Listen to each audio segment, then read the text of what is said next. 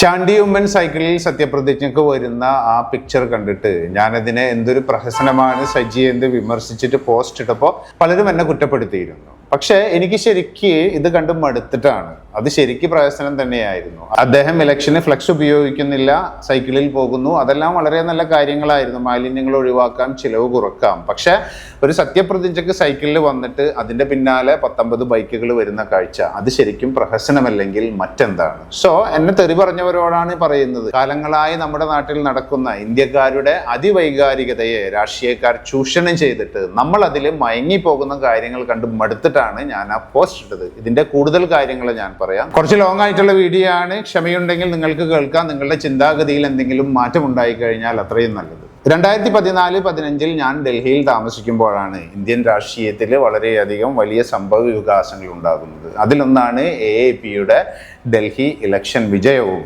അരവിന്ദ് കെജ്രിവാൾ മുഖ്യമന്ത്രിയാകും. പക്ഷേ മുഖ്യമന്ത്രിയായി അധികാരമേൽക്കുമ്പോൾ അദ്ദേഹം ഒരു തുഗ്ലക്കിയൻ പരിഷ്കാരം ചെയ്തു. ഡൽഹി രാംലീല മൈതാനത്തിൽ സത്യപ്രതിജ്ഞയ്ക്ക് ഒരു ആർമി കവൽക്കേഡോ അല്ലെങ്കിൽ ഫ്ലീറ്റ് ഓഫ് കാർസോ ഉപയോഗിക്കാതെ താൻ ഒരു സാധാരണക്കാരനെ പോലെ, സാധാരണക്കാരനായ മുഖ്യമന്ത്രി ആയതുകൊണ്ട് സാധാരണക്കാർ യാത്ര ചെയ്യുന്ന മെട്രോയിലാണ് പോവുക എന്ന് ഒരു തിട്ടൂരം വെച്ചു. അതിന്റെ ഫലമായിട്ട് എന്ത് സംഭവിച്ചു എന്ന് വെച്ചാൽ, ഡൽഹിയിൽ താമസിച്ചവർക്കറിയാം, ഡൽഹിയുടെ ട്രാൻസ്പോർട്ടിന്റെ, സാധാരണക്കാരുടെ ട്രാൻസ്പോർട്ടിന്റെ 90%, 95% നടക്കുന്നത് ഡൽഹി മെട്രോ വഴിയാണ്. ഡൽഹി മെട്രോ തലേ ദിവസം മുതൽ ബ്ലോക്ക് ചെയ്യേണ്ടി വന്നു. പിറ്റേ ദിവസം അരവിന്ദ് കെജ്രിവാളിന്റെ പരിപാടി കഴിയുന്നത് വരെ സാധാരണ ജനങ്ങൾക്ക് അതിൽ സഞ്ചരിക്കാൻ പറ്റിയില്ല. സാധാരണ ജനങ്ങളുടെ ജനജീവിതം താറുമാറായി, തകരാറിലായി. വെറും തുഗ്ലക്കിയൻ പരിഷ്കാരം എന്ന് ഡൽഹിയിൽ അഭിനവ് തുഗ്ലക് എന്ന് അരവിന്ദ് കെജ്രിവാളിന് ആദ്യമായിട്ട് പേര് വീണു. പക്ഷേ അദ്ദേഹത്തിന്റെ ഭരണം വളരെ മികച്ചതായിരുന്നു. മൊഹല്ല ക്ലിനിക്കുകൾ വന്നു, ഗവൺമെന്റ് വിദ്യാഭ്യാസം മെച്ചപ്പെട്ടു, ജനങ്ങൾക്ക് free electricity, free transport, free water, അങ്ങനെ ധാരാളം നല്ല കാര്യങ്ങൾ അവിടെ നടന്നിരുന്നു. പക്ഷെ ആ പ്രതീക്ഷകളെല്ലാം തകിടം മറിച്ചുകൊണ്ടാണ് പിന്നീട് അങ്ങോട്ടുള്ള കാര്യങ്ങൾ വന്നത്. കാരണം ഡൽഹിയിലെ സിസ്റ്റത്തിൽ മന്ത്രിസഭ എന്തെല്ലാം കാര്യങ്ങൾ അംഗീകരിച്ചു കഴിഞ്ഞാലും അത് പാസ്സാക്കണമെങ്കിൽ ലഫ്റ്റനന്റ് ഗവർണറുടെ ഒപ്പ് വേണം. അവിടുത്തെ ഭരണത്തെ പരിപൂർണമായി തകരാറിലാക്കുന്നതായിരുന്നു ഈ നയം. കാരണം ഇവരെന്തെല്ലാം കൊണ്ടുവന്നു കഴിഞ്ഞാലും ഇദ്ദേഹം കറക്റ്റായിട്ട് ഒപ്പുവെക്കില്ല. ഇത് BJP AAPയുടെ ഭരണം താറുമാറാക്കി അവരുടെ പ്രതിച്ഛായ തകർക്കാനുള്ള കുൽസിത പ്രവൃത്തികളാണെന്നാണ് അന്ന് ഡൽഹിയിൽ പൊതുവെ ഉണ്ടായിട്ടുള്ള സംസാരം. ഫലം എന്തായാലും ഏതാനും വർഷങ്ങൾക്കുള്ളിൽ ഡൽഹി നിവാസികൾക്ക് AAPയെ മടുക്കുകയാണ് ചെയ്തത്. ഇപ്രാവശ്യത്തെ തിരഞ്ഞെടുപ്പിൽ BJP വീണ്ടും അധികാരത്തിൽ വന്നു, AAP ചെയ്ത നല്ല കാര്യങ്ങളെല്ലാം മറന്നുകൊണ്ട്. So we are wondering, I am wondering, നമ്മുടെ നാട്ടിൽ നല്ല ഭരണം കാഴ്ചവെച്ചിട്ടും കാര്യമില്ല. എന്തെങ്കിലും വിവാദങ്ങളിലൊക്കെ കുടുക്കിയിട്ട് ആ നന്നായി ഭരിക്കുന്നവരെ കൂടി ഇല്ലാതാക്കുന്ന ഒരു സിസ്റ്റം കൂടിയുണ്ട്. അതിൽ വൈകാരികമായി വീണുപോകാനുള്ളവരേ ഉള്ളൂ നമ്മൾ ഇന്ത്യക്കാരെന്നൊരു സത്യം.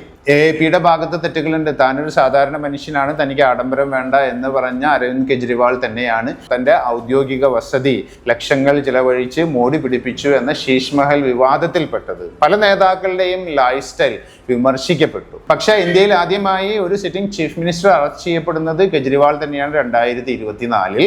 അത് ശരിക്ക് വരുന്ന തിരഞ്ഞെടുപ്പിൽ അവരെ തളർത്താനുള്ള BJPയുടെ ആയുധമായിരുന്നു എന്ന് എല്ലാവരും പറയുന്നുണ്ട്. പറക്കെ പറയുന്ന രഹസ്യമാണത്. ലിക്കർ അഴിമതി കേസിൽ 2026 സുപ്രീം കോടതി അവരെ എല്ലാം വെറുതെ വിട്ടു. പക്ഷെ അപ്പോഴേക്കും ഇലക്ഷൻ കഴിഞ്ഞു. ധാരാണോ പ്ലാൻ ചെയ്തത് അവർക്ക് കിട്ടേണ്ടത് കിട്ടുകയും ചെയ്തു.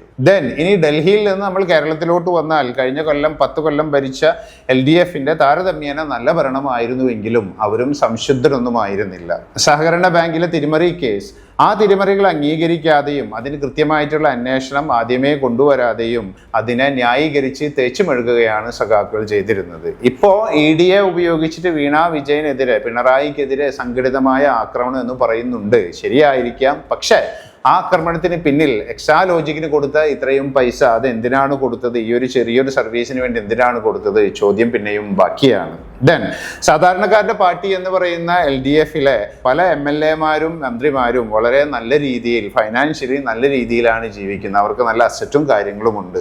ഒരു MLAക്കും മന്ത്രിക്കും നമ്മുടെ നാട്ടിൽ എത്ര രൂപ സാലറി കിട്ടുമെന്ന് നമ്മൾക്കറിയാം. ആ സാലറി വെച്ചിട്ട് ഇവരെങ്ങനെയാണ് ഇത്ര വലിയ തുകയുണ്ടാക്കി മാറ്റുന്നത്?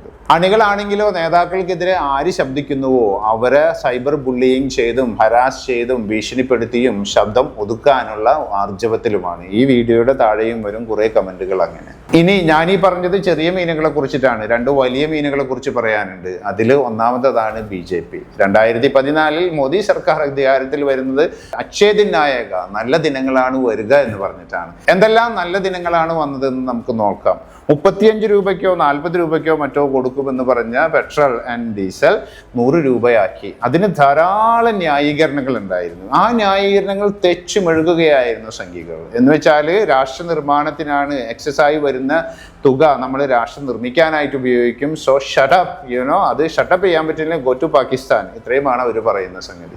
35 രൂപയ്ക്ക് തരാമെന്ന് പറഞ്ഞ പെട്രോൾ 100 ചില്ലാൻ രൂപയായിട്ടും ഇപ്പോ ഗ്യാസിനും എല്ലാത്തിനും വില എന്ത് വില കൂടിക്കഴിഞ്ഞാലും, എങ്ങനെ ജനജീവിതം വില കൂടുന്നത് കൊണ്ട് തകരാറിലായി കഴിഞ്ഞാലും ആർക്കും യാതൊരു കുഴപ്പവുമില്ല. മിക്ക ആളുകൾക്കും വേണ്ടത് എവിടെയാണ്, ആരാണ് പശുവിനെ കൊല്ലുന്നത്, ഏത് നഗരത്തിന്റെ പേരാണ് പഴയ മുഗൾ സാമ്രാജ്യത്തിന്റെ പേരിൽ നിന്ന് മാറ്റിയിട്ട് ഇന്ത്യൻ പേരിലാക്കി മാറ്റേണ്ടത്, ഏത് പെൺകുട്ടിയാണ് മുസ്ലിം യുവാവിന്റെ കൂടെ പോകുന്നത്, അല്ലെങ്കിൽ ഏത് മുസ്ലിം യുവതിയെയാണ് ഹിന്ദു യുവാവ് കല്യാണം കഴിക്കുന്നത്. ഇങ്ങനെയുള്ള ആർക്കും ഉപകാരമില്ലാത്ത കാര്യങ്ങൾ അന്വേഷിച്ച് സമയം കളയലാണ് അണികളുടെ ജോലി. ദെൻ കാര്യം കുറച്ച് സീരിയസുമാണ്. BJPയെ കുറിച്ച് പറയുമ്പോൾ ഒന്നൊന്നായി നോക്കുകയാണെങ്കിൽ 2016 ഡിമോണറ്റൈസേഷൻ, കള്ളപ്പണം ഇല്ലാതാക്കുക എന്ന് പറഞ്ഞിട്ടാണ് ചെയ്തത്. അതിനെ ദുരന്തർ സിനിമയിൽ എത്രത്തോളൊക്കെ വെള്ള പൂശിയിട്ട് രാജ്യത്തിന് വേണ്ടി ചെയ്തൊരു മഹനീയ കാര്യമെന്ന് സംഖ്യകൾ പറഞ്ഞു കഴിഞ്ഞാലും നമ്മൾക്ക് എല്ലാവർക്കും അറിയാം അതൊരു ഫെയിൽഡ് ഇനിഷ്യേറ്റീവ് ആയിരുന്നു എന്നുള്ളത്. കാരണം ഒട്ടുമിക്ക കറൻസികളും 99 എത്രയോ ശതമാനം കറൻസികളും തിരിച്ച്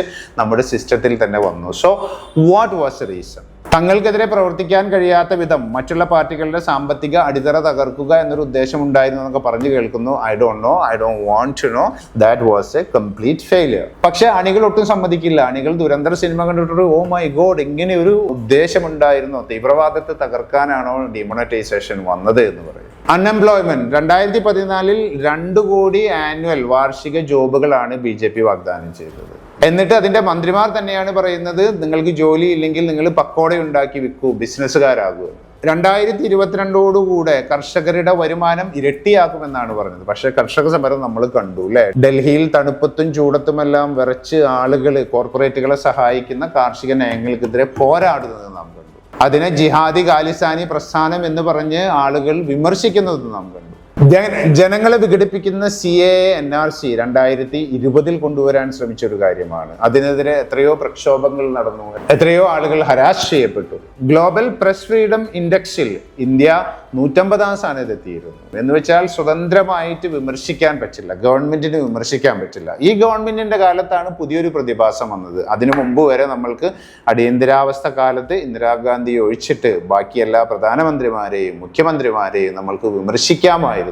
അവരെ കുറിച്ച് കാർട്ടൂണുകൾ ഉണ്ടാക്കാമായിരുന്നു. RK ലക്ഷ്മണൊക്കെ ഇഷ്ടംപോലെ കാർട്ടൂണുകൾ ഉണ്ടാക്കിയിരുന്നു. അവരെ നിശ്ചിതമായി വിമർശിക്കുന്ന ലേഖനങ്ങളെല്ലാം ന്യൂസ് പേപ്പറുകളിലും വന്നിരുന്നു. പക്ഷെ ഇന്നത്തെ ഇന്ത്യയിൽ BJPയെയോ മോദിയെയോ അവരുടെ നയങ്ങളെയോ വിമർശിച്ചു കഴിഞ്ഞാൽ നമ്മൾക്ക് കിട്ടുന്ന പേരാണ് ആന്റി നാഷണൽ, ദേശദ്രോഹി, ട്രീസൺ, പ്രസ്റ്റിറ്റ്യൂട്ട്, ടുക്കുഡേ ഗ്യാങ്. അങ്ങനെ എന്തൊക്കെയാണോ ഒരാൾ പോലും ശരിക്കും പറഞ്ഞാൽ ഇപ്പോൾ സംസാരിക്കാൻ പേടിക്കുന്ന ഒരു കാലത്താണ് നാം ജീവിക്കുന്നത്. അങ്ങനെ നോക്കുകയാണെങ്കിൽ ധാരാളം പറയാനുണ്ട്. CBIയെയും EDയെയും ആയുധമാക്കുന്നു എന്ന ആരോപണം, വളരെയധികം അഴിമതികൾ നിറഞ്ഞ ഇലക്ടറൽ ബോണ്ട്സ്. ആ ഇലക്ടറൽ ബോണ്ട്സിൽ BJPക്ക് ഏറ്റവും കൂടുതൽ സംഭാവന കൊടുക്കുന്നത് ആർക്കാണോ അവർക്ക് കൂടുതൽ കോൺട്രാക്റ്റുകൾ കൊടുക്കപ്പെടുന്നു എന്നുള്ള പറച്ചിൽ.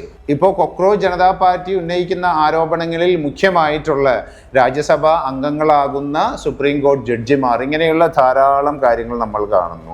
ഇതുകൊണ്ടെല്ലാം ജനങ്ങൾക്ക് കാര്യമുണ്ടെങ്കിലും ഒക്കെ, പക്ഷെ പണപ്പെരുപ്പം കൂടുന്നു, വില കൂടി വരുന്നു, തൊഴിലവസരങ്ങൾ കുറയുന്നു, മെയിൻലി രാജ്യത്ത് സുരക്ഷിതമായ അന്തരീക്ഷം ഇല്ലാതാകുന്നു. വളരെയധികം പ്രോമിസുകളോടുകൂടി വന്നതാണ്. ഓക്കെ, പക്ഷെ നിങ്ങളിൽ മിക്കവർക്കും കുഴപ്പമില്ല. പെട്രോളിന് 150 രൂപ കൊടുത്താലും കുഴപ്പമില്ല. 400 ചില്ലാൻ രൂപ ഉണ്ടായിരുന്ന ഗ്യാസിന് ഇപ്പൊ 1000 രൂപ കൊടുത്തു കഴിഞ്ഞാലും നോ പ്രോബ്ലം അറ്റ് ഓൾ. അദ്ദേഹം പറയുന്ന, മോദി പറയുന്ന കാര്യങ്ങളെല്ലാം നിങ്ങൾക്ക് ഒരു കുഴപ്പവും ഇല്ലാതെ നിങ്ങൾ വീഴുന്നു. നിങ്ങൾ അതിനെ ചോദ്യം ചെയ്യില്ല. ഒന്നുകിൽ പേടി കൊണ്ട്, അല്ലെങ്കിൽ അനുഭാവം കൊണ്ട്, അല്ലെങ്കിൽ നിങ്ങൾക്കതാണ് വേണ്ടത്. അതുകൊണ്ട് ദെൻ ഇതിലെ നമ്പർ 1 മില്യനെ കുറിച്ചാണ് ഞാൻ പറയുന്നത്. അത് വേറെ ആരുമല്ല, കോൺഗ്രസ് പാർട്ടിയാണ്. കോൺഗ്രസിനെ കുറിച്ച് പറയാൻ എനിക്കിന് താല്പര്യമില്ല.